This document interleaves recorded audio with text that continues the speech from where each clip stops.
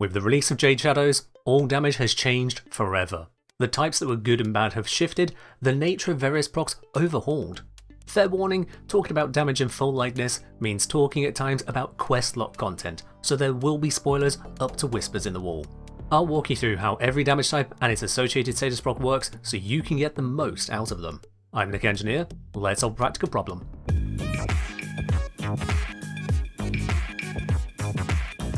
You know what's also new? The brand new launch of my merch store where you can get mugs, mousepads, pins and more. Support the channel with a practical purchase. Right, on with the damage types. The available types hasn't changed with this update. There are still 15-ish types of damage you can deal across different weapons, features and abilities. However, all enemy health, shield and armor types are now gone.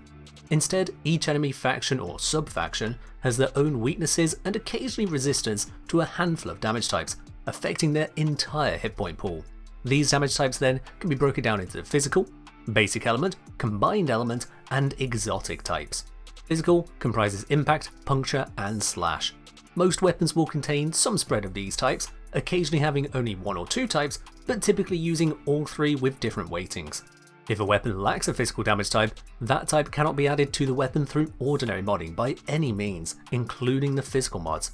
Physical mods are in effect weaker elemental mods, acting identically except for only enhancing their matching base damage type. Impact damage, a blunt force approach to killing, offers a damage bonus against all Grineer enemies. This is a change from the past where it used to be bonus against shields.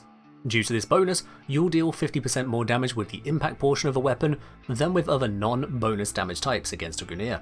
However, the old effect of a damage bonus ignoring part of enemy armor has been removed. It's a simple 50% damage bonus now. Pure impact damage will now kill Grineer twice as fast as it did before the update, while dispatching some corpus only slightly slower. The impact proc causes a stagger effect on most enemies, effectively a brief stun.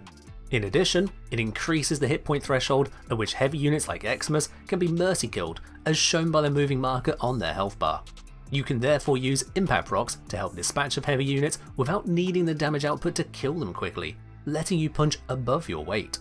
This also makes it easier for you to get the benefits of mercy kills, such as from Parazon mercy mods. Impact procs are hard capped at 5 effects, with the 6th effect applied, replacing the oldest proc on the target. Puncture damage, a piercing stab or shot, offers a damage bonus against normal corpus enemies, as well as corrupted enemies, recorded in the UI as Orokin faction. This bonus will apply against both shields and health, granting a 50% damage bonus to the puncture portion. Special corpus enemies, specifically the corpus found on Jupiter, are not weak to puncture damage. Puncture will now kill some corpus enemies substantially faster than before, but is weaker against all Grineer, all Murmur, and some infested and sentients. Pure puncture will take up to 3 times longer to kill enemies previously considered ferrite armored, though the new armor camp will mitigate that. The puncture status effect is weakness, causing the target to deal substantially lower damage. At its smallest, this applies a 40% damage reduction buff, and this is applied twice multiplicatively to status damage. With a single proc then, on an enemy or a player, their status effects will deal only 36% of the damage they were doing without the puncture effect. Additional procs increase the penalty by 10% to a max of 80% with 5 procs, consequently reducing status proc damage to just 4%. Puncture effects also apply a flat bonus to critical chance for attacks against the target. Every puncture proc applies a 5% bonus to critical chance for incoming attacks, calculated as a final value after all other bonuses.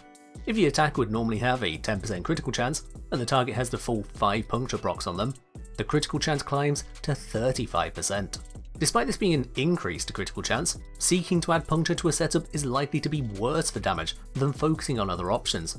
You cannot add puncture to a weapon that lacks it, and investing in puncture where it already exists is always at the expense of increasing something else instead.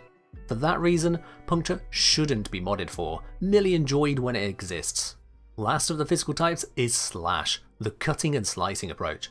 Slash damage has a bonus against ordinary infested and the Nama faction, a threat after the new war quest.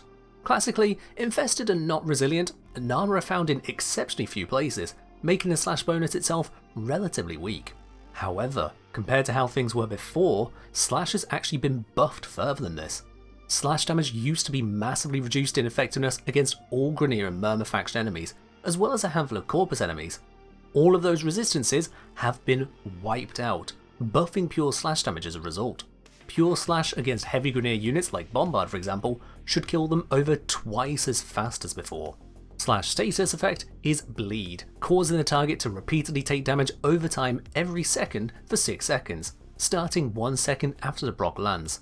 This damage over time is based on your weapons damage with all bonuses included except for any elemental and physical mods. The value is then multiplied by 0.35, further multiplied by any faction bonus you have, and damages the enemy for this value every second while ignoring armor. As the calculation ignores your weapon's physical mods, applying slash mods to your weapon will increase slash damage and the chance status proc you land is a slash proc, but it does nothing to increase the damage of the slash status effect itself. On the flip side, it's ignoring armor means that with no elemental or physical mods involved, the slash status effect will deal more damage every second than the direct hit of your weapon if the target has any more than 65% damage resistance, such as from 1409 armor.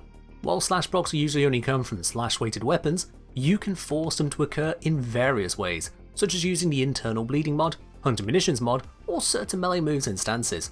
As slash proc damage is based on your weapon's overall damage, not just the slash portion, a slash proc from a non-slash weapon still works just fine. Out of all the physical types, the lack of being able to mod for them directly means you cannot directly choose which type you're using without choosing an entirely different weapon. The flattening of damage type modifiers and capping of high level armor also means that type selection for physical damage is even less important. While a 50% damage bonus is noticeable, choosing it at the cost of an otherwise worse weapon for the job will make the net effect relatively low. Whether that's a weapon that's less powerful or a weapon that's less fun, picking it up is not as important. The exception to this is slash weighted weapons, as they remain the higher damage option in almost all circumstances due to having the only damaging proc from physical damage. On to the basic elements. Here we have heat, cold, electric and toxin. It's important to remember them in that order, known as H-set, due to how they function in modding. I've covered H-set in its own video, so let's just focus on what these types do. Heat damage has a 50% damage bonus against normal infested, but deals half damage to Kuvagrenir.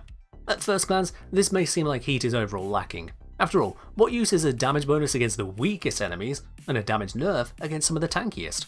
Well, for heat damage itself, that is the whole story. The true power of heat is all in its status effect. The heat effect is unsurprisingly to burn enemies. Burning causes targets to panic for a moment, effectively stunning them. Burning also deals damage over time, based on your weapon damage similar to slash, but applying 50% of the value rather than 35%, plus it benefits from any modded heat bonus. The burning effect also reduces the target's armor. How much armor, you might ask? Heat temporarily removes half of an enemy's existing armor over the course of 2 seconds. Existing armor here refers to whatever is left after reductions such as from abilities. Historically, enemies could have as low as 5 armor or climb well into the tens of thousands. In extreme cases, you could even face off against over 100,000 armor. That has changed. Now, all enemies that spawn with armor have a minimum of 200 and a maximum of 2,700. Not only that, but the way their armor protects them has changed. Instead of using the Tenno formula, which is armor divided by armor plus 300, enemies have a brand new equation for armor. For them, it's armor times 3, square rooted, then divided by 100. I've put the two curves these equations produce side by side here. Basically, enemies with really low armor, like butchers, now have merely low armor rather than functionally non-existent. Enemies with really high armor, like heavy gunners, quickly reach a cap and just stop getting more resistant, growing only in hit points.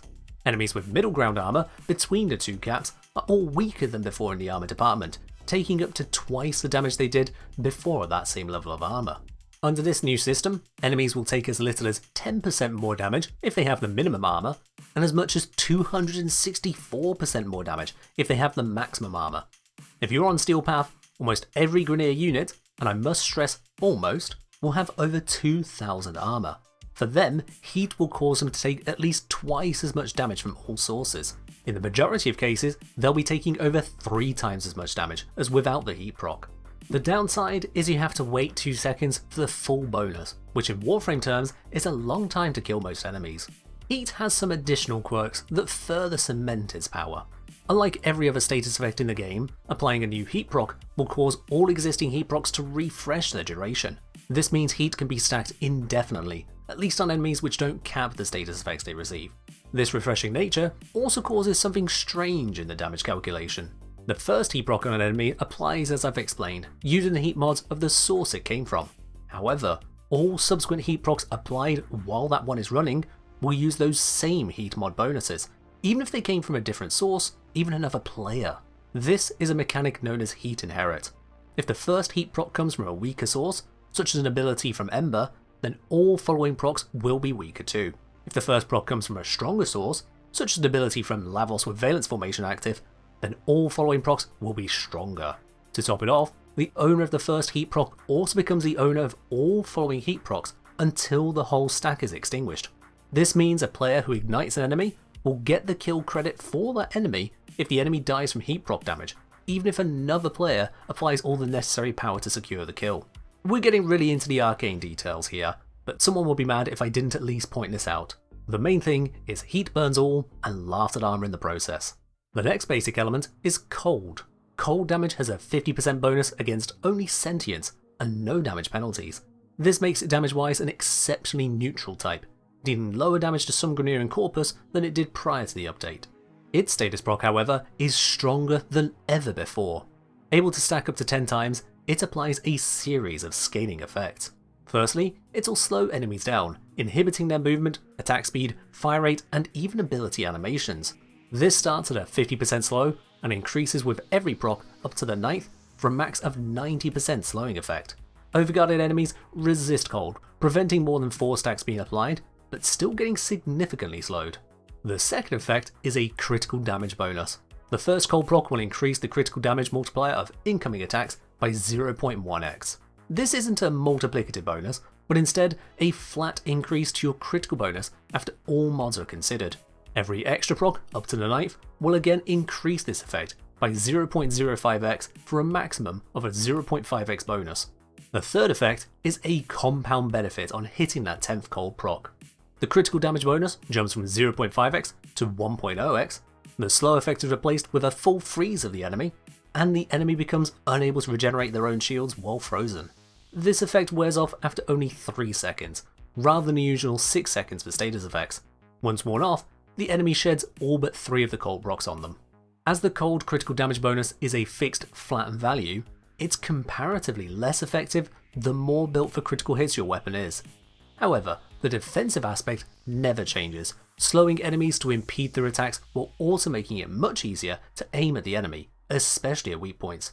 Cold is a valuable support type to go alongside others. Electric is the third basic element, zapping enemies. It has a 50% damage bonus against both the Murmur as well as the Corpus Amalgam, unique to Jupiter missions.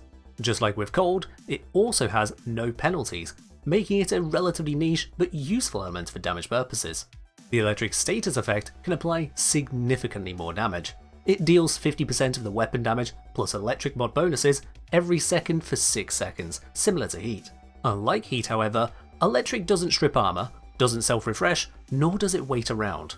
Instead, its damage over time starts straight away, damaging both the target it is applied to and all other enemies within 3 meters. This can give it a lot of damage if used on a tight cluster of enemies, potentially far exceeding the stated damage of the weapon or source itself. However, in anything but extremely high enemy density, such as grouping them or tight chokes, the AoE will see limited value. Electric procs also briefly stun most targets that receive them, causing them to shake as they're electrified. Finally, Toxin is the fourth basic element, poisoning enemies. It has a damage bonus only against Nama, making it functionally damage neutral. However, despite its neutral modifiers, it has the unique trait of bypassing all normal shields. Some enemies, like Treasurers, ignore this rule, but largely most Corpus units will take Toxin damage straight to their health, allowing you to bypass their unique regenerating defense. Toxin status effects are very similar to some of the others, applying Toxin damage over time every second for 6 seconds. This Toxin damage is half the weapon's damage before elemental mods, buffed by the Toxin mods specifically on the weapon. As the Toxin proc is dealing Toxin damage, this too will bypass enemy shields in most cases.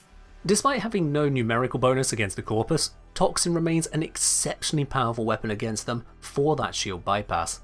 Against other factions, it's still capable as a damage dealer too, only losing favour due to losing the opportunity for other elements instead. Beyond the basic elements, we have the combined elements. I know there's some people cringing at the phrase combined elements, as elements are, by definition, supposed to be elementary, but it's the naming convention they've become stuck with.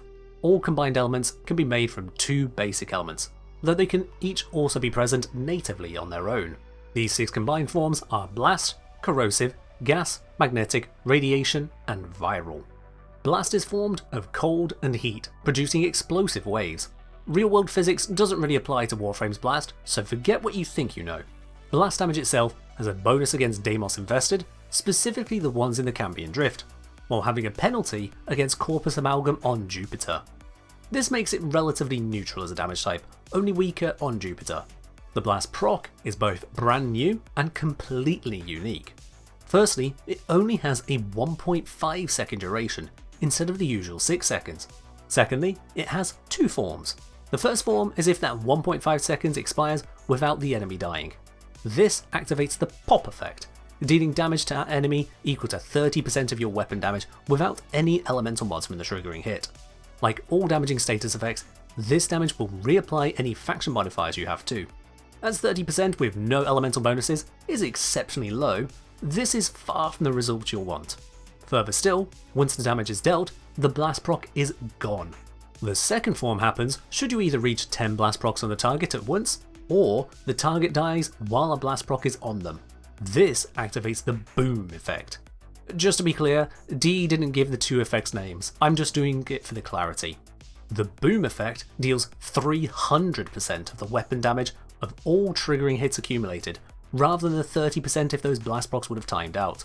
Not only is this 10 times stronger, this same damage is applied with no fall off to all enemies within 5 meters of the target. In a way, this is similar to the Mark for Death ability. The blast proc is the mark, and killing the enemy in time is the explosion.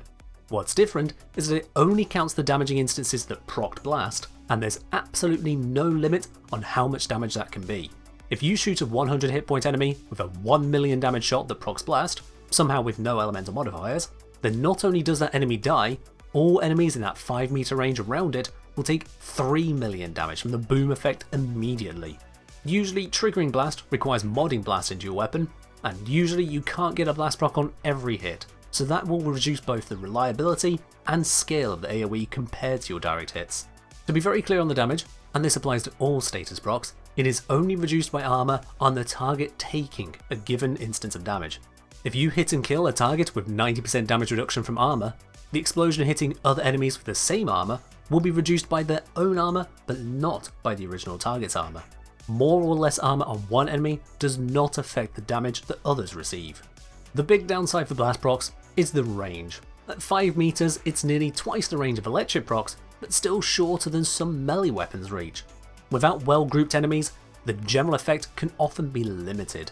To get the most out of blast, you need reliable status procs, rapid kills, and clustered targets. Next up, we have Corrosive, formed of electric and toxin. Corrosive damage has a 50% bonus against all Grineer, but deals only half damage to sentients. This is a significant change from the older system where most non-boss sentients were actually vulnerable to Corrosive. It's also a damage nerf against a Grineer in general. Previously, Corrosive had a 75% bonus against roughly half the Grineer units in a mission due to their ferrite armor. This bonus also ignored 75% of their armor. In high level missions, this could mean between 5 and 7 times extra damage. While the other half of Grineer units gave no bonus to corrosive damage, that still averaged to around 3 times damage versus lesser types. In effect, Corrosive is now half as effective against Grineer. Corrosive procs reduce a target's armor. The first proc reduces armor by 26%, and then each subsequent proc removes another 6%. Typically, Corrosive will max out at 10 procs for an 80% removal, though boss type enemies typically only allow up to 4 procs for 44% removal. Emerald Archon Shards can raise these caps to allow for greater or even total armor removal. Uniquely, Corrosive procs last 8 seconds rather than the usual 6, restoring enemy armor to normal instantly on expiring. With the rebalance to enemy armor, a small amount of armor removal is far more significant than before. Previously, with enemy armor able to scale indefinitely, even run-of-the-mill units like Elite Lancers could exceed 5,000 armor. A single Corrosive proc on that unit would allow you to deal just 32.5% more damage due to the front-loaded curve on armor value. Now, that same single proc on an enemy with max armor will provide you with a 125% damage bonus. For smaller amounts of armor, the effect gets considerably smaller quickly due to the enemy taking significantly more damage at full armor already.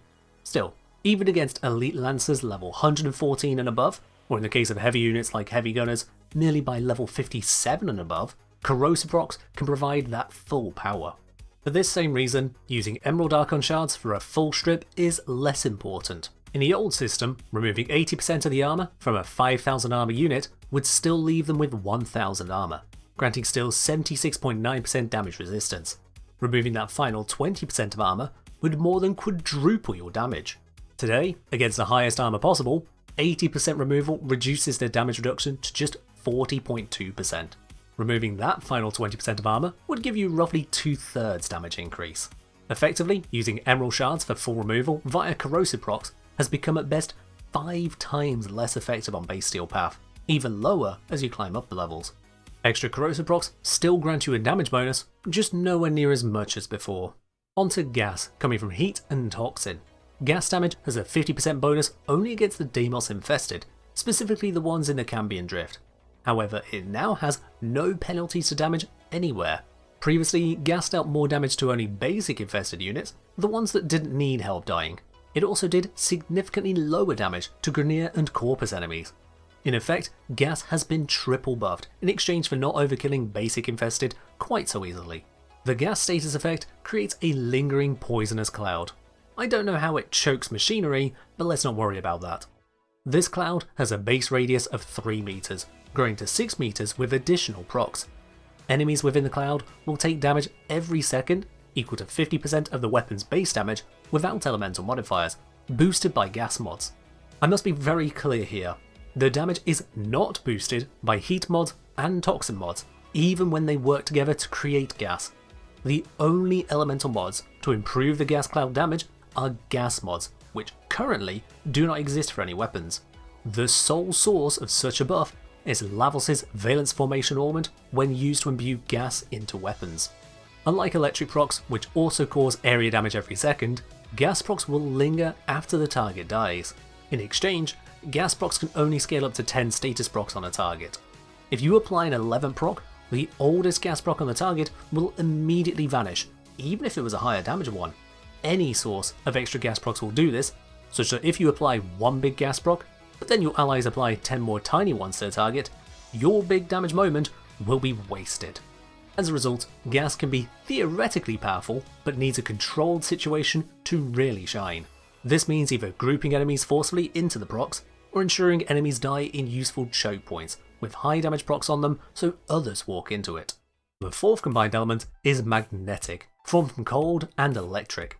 It has a 50% damage bonus against all Corpus units, but suffers a 50% reduction when used against Nama. While the 50% bonus is lower than the previous 75% against Corpus shields, this damage bonus also now applies to Corpus health. Where the Corpus unit has no more than twice as many shields as health points, this is a net damage buff. Magnetic also no longer struggles against many armoured units like Grineer. The magnetic status effect does a lot of different things. Against us Tenno, it causes our shields to take more damage, prevents shields regenerating of their own accord, drains our energy at 30 energy per second for 3 seconds, and scrambles our UI for 3 seconds. Against enemies, magnetic procs will not drain their energy nor scramble their UI, as they have neither. Instead, it still applies that damage bonus against their shields and overguard.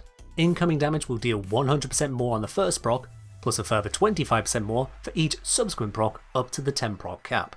At 10 procs, it's a 325% damage bonus. What's more, when an enemy's shield or overguard is reduced to 0 while under a magnetic status effect, they will be immediately struck with electric damage with a forced proc. The amount of this damage is scaled based on the number of magnetic effects on the target.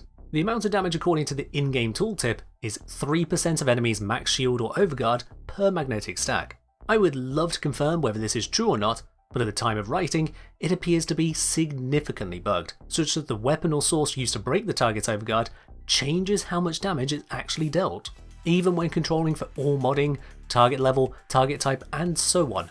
the damage continues to vary between sources. I'll put a pinned comment on this video as and when this is both fixed and clarified. Beyond the electric damage, it also guarantees an electric proc on the target when the shield or overguard is broken. Just like an ordinary electric proc, this will deal half the base damage caused by the break as extra damage every second. Also just like ordinary electric, this half will be buffed by your equipped electric mods on the triggering weapon, even if those electric mods are otherwise combined into a different damage type such as magnetic or corrosive. With over 100% modded electric bonus on your weapon, the status proc from a magnetic break will deal more damage than the initial hit itself.